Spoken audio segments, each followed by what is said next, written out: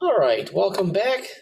This should be the last video in this series on basic modeling and sheet setup in Inventor.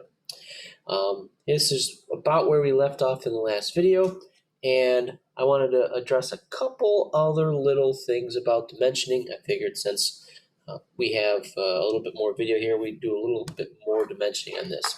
So I generally start with making sure that I cover everything that needs to be dimensioned. So let's start with some basic information. We have our circular hole here, and it needs a location and a size.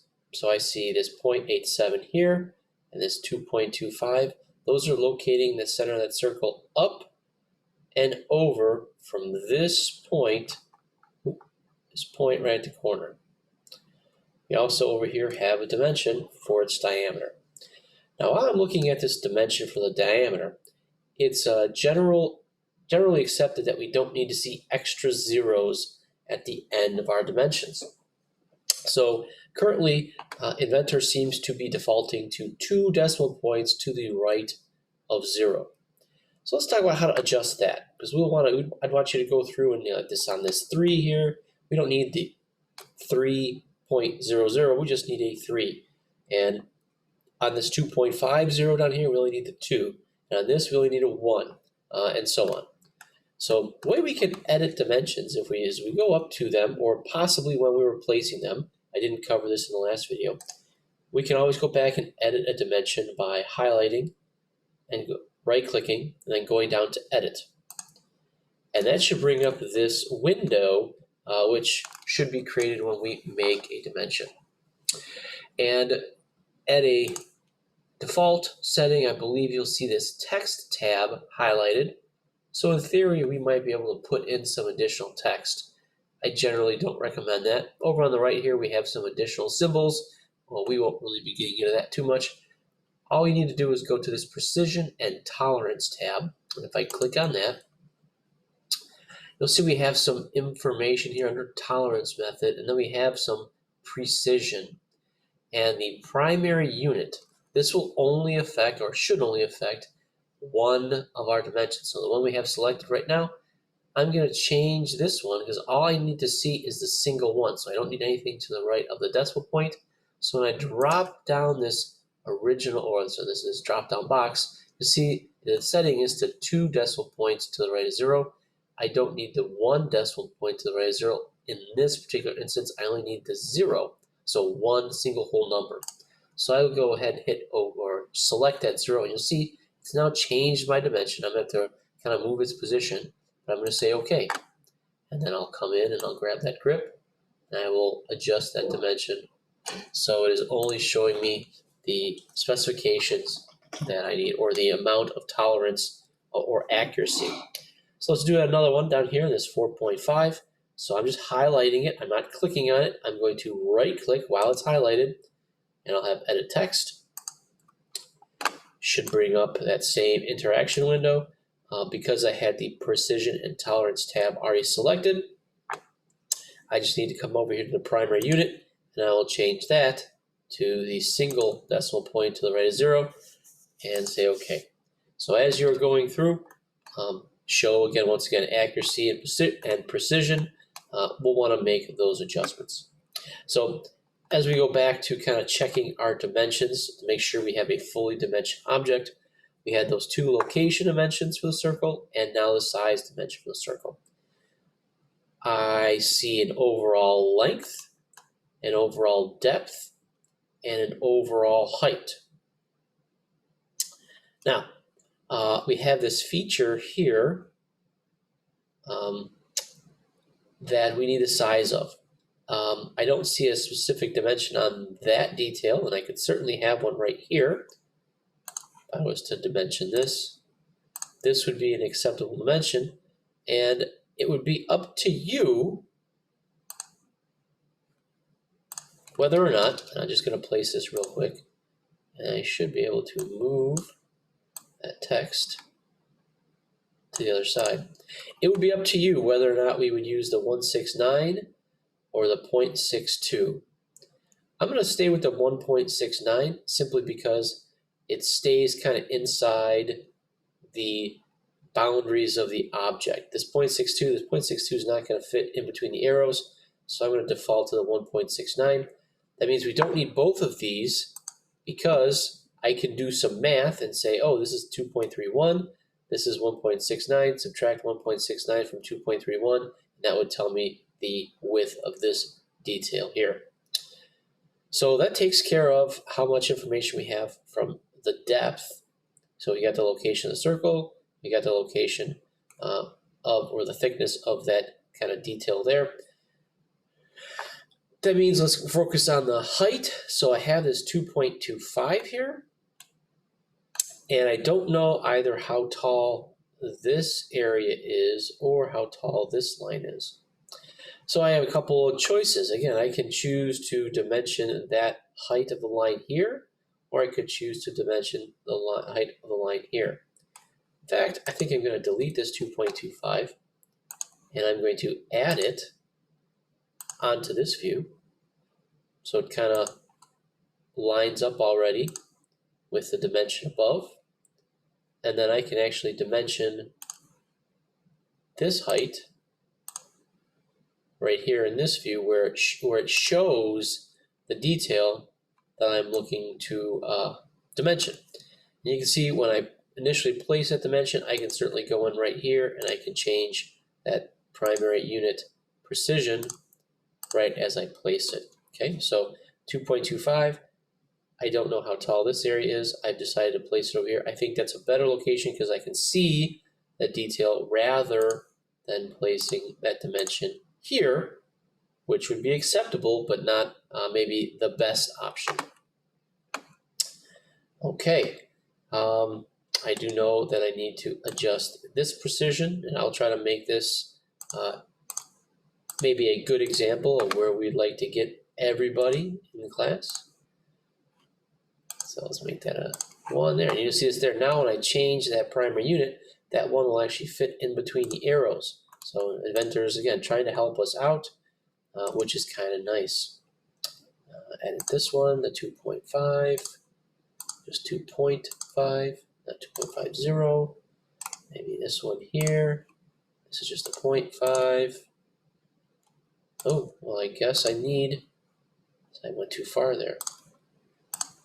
Okay, so that's looking better, more professional, more polished.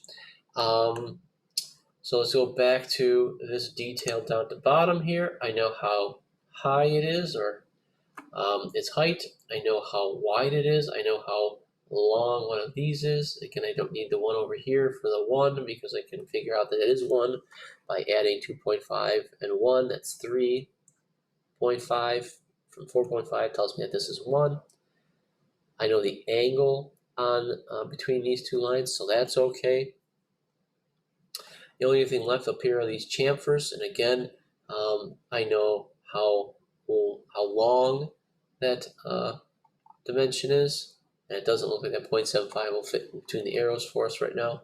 I have the 3, and on the chamfer, you're either given it 2 dimensions, so I would want that 0.75 maybe, and this 0.75, or usually there's an angle and a distance. And so I'm going to leave the 0.75 and the 45-degree line in there. And that's looking pretty good for being on A size. Remember, A size is our 8.5 by 11 piece of paper. We have the scale is down at the bottom. So it's a 1/2 inch scale.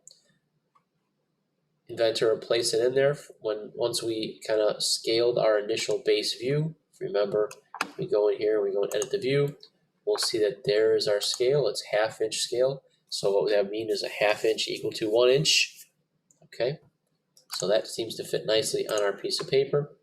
And if I was you, outside of maybe modifying these center mark lines, let's see if we can go in here and edit the center mark style.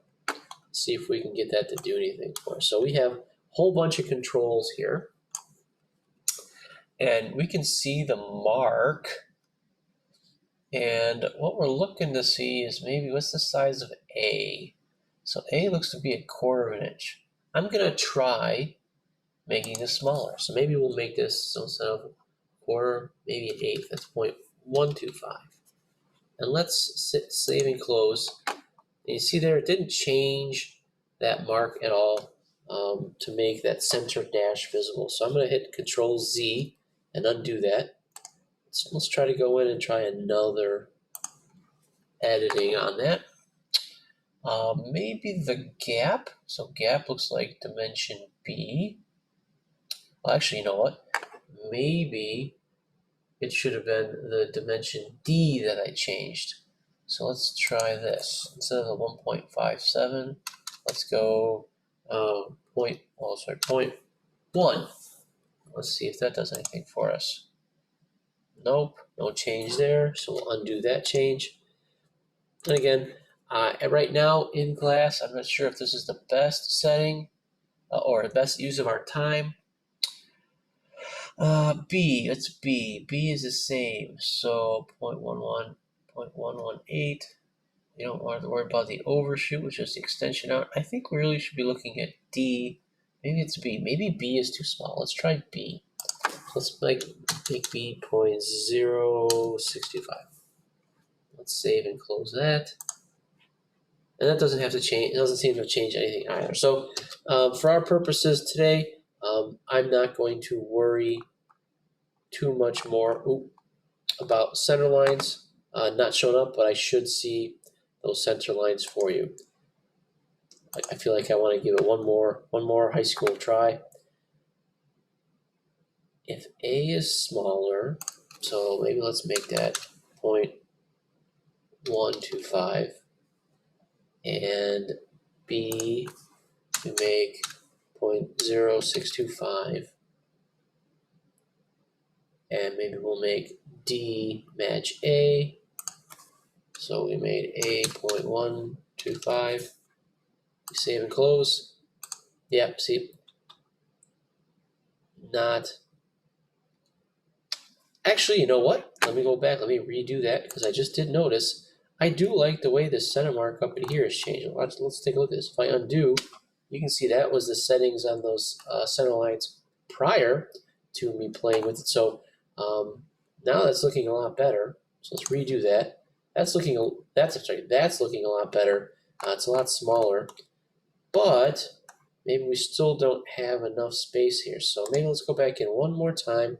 And what I'll say, everybody, is the size of those marks and how well they look is probably going to change based on the scale of our drawing. So if our center mark's 0.125, let's make it 0.0625. And maybe, let's see what that looks like. No, it still doesn't change it. So I'm going to leave it where it was because I like the size of this center mark. These aren't looking great. And since it looks to be a global, what I mean by global is I change one and they're all changing. I'm going to, well, you know what? One more time. I'm just thinking maybe this overshoot is our issue. Let's make this 0.0625. See if that does anything for us. Nothing. All right. Oh, I am going to be done this time. Okay. Last but not least, we have to talk about being able to submit this in some way, shape, or form.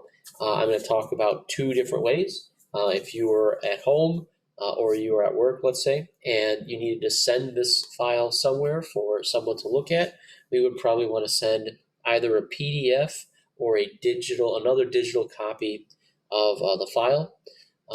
For our purposes, we'll talk about a PDF. And the other option is maybe I want to print it and have someone check it, like in this checked area here. Maybe I've got a checker, someone else that's in the room with me or that I work with.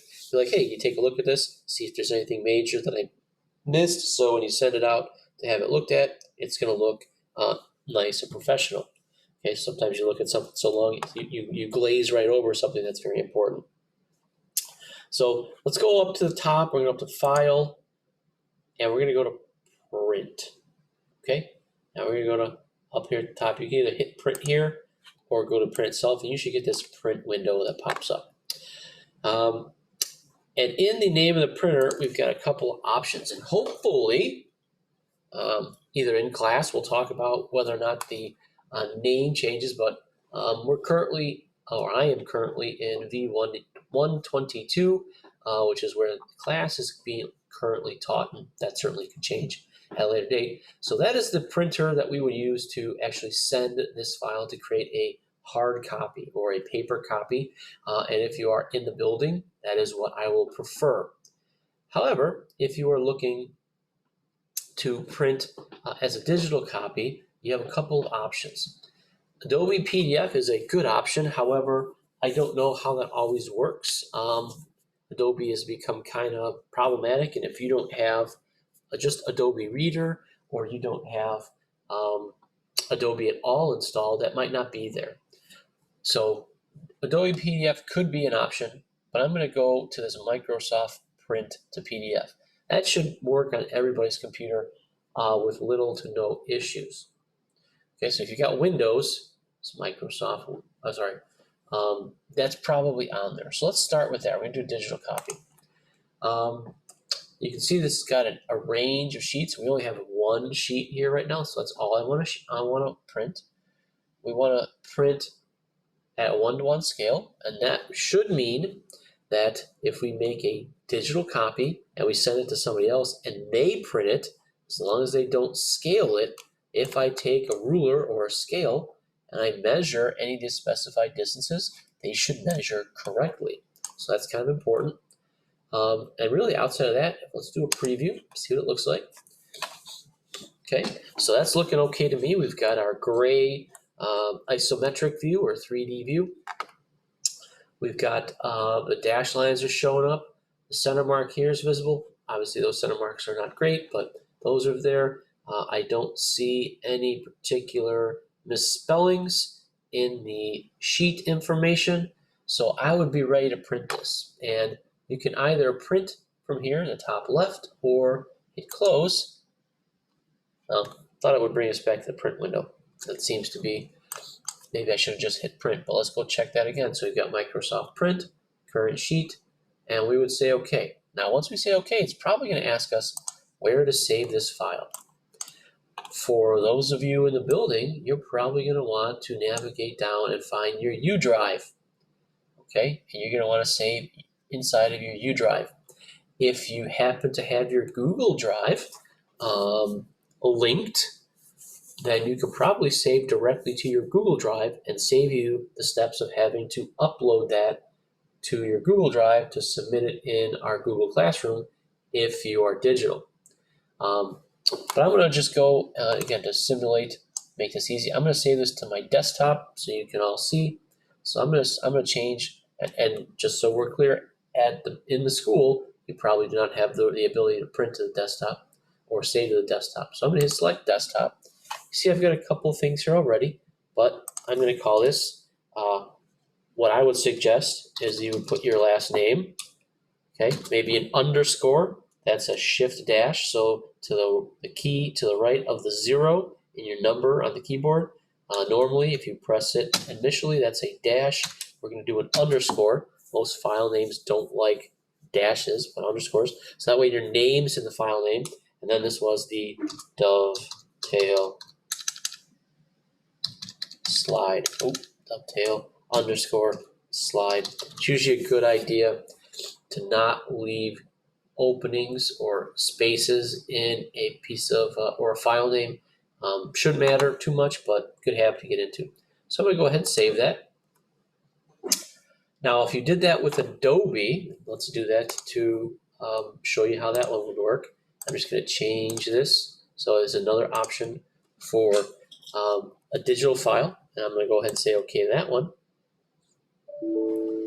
See this? This is what you might get because I don't have a license. That's where Adobe can be somewhat problematic. So I guess we'll cancel that and say I don't get a digital copy of it now. Let me go ahead and minimize this.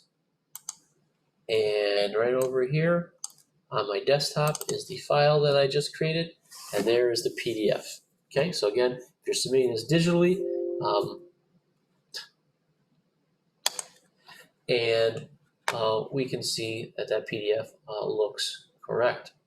And so that's what you would submit to me digitally.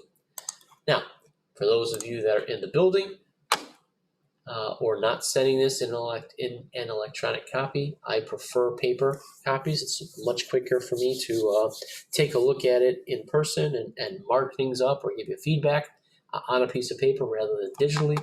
We're going to want to print this in the room. So we're going to go to print again. And this time we're going to specify the V122 South printer. And again, the sheets should stay the same. The scale should stay the same. And the preview should be the same. So all we should have to do is hit OK. And that should send that file out to the printer. And you would grab that out of the printer and put it in the appropriate turn-in location. So Hawks, I hope that was an informative set of videos. If you have not used Inventor yet, I'd love feedback. If you think that those were good enough, if you think there was stuff left out, I think that should get you some basic information for some mechanical modeling.